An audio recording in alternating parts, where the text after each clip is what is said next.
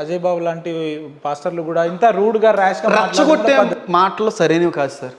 నేను చెప్తున్నానండి, రెచ్చగొట్టకూడదండి. అస్సలు ఎట్టి పరిస్థితుల్లో కూడా సహనాన్ని కానీ ఓర్పుని కానీ కోల్పోకూడదండి. ఓకే, కోల్పోతే క్రైస్తవుడు అనిపించకూడదు సార్. రోషం ఉండొచ్చండి. అజయ్ బాబు గారిని తప్పు పడుతున్నా నేను తప్పు పట్టట్లేదు సార్.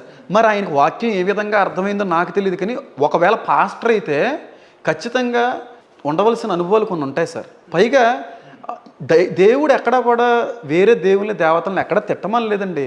పాస్టర్లు తిట్టుకుంటున్నాం కానండి, ఎక్కడ తిట్టమని లేదండి బైబిల్లో. నిజం చెప్తున్నానండి.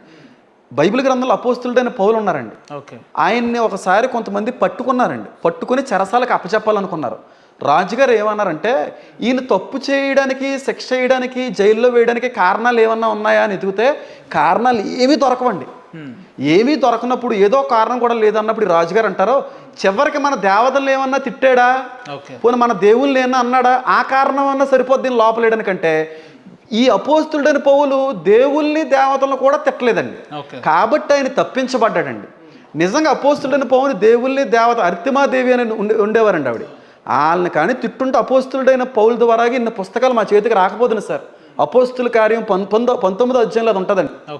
ఆయన అపోస్తులుడైన పౌలు బ్రతకడానికి, అలాంటి వారి చేతిలో నుంచి తప్పించబడ్డానికి గల కారణం అక్కడ రాయబడి ఉంటుంది.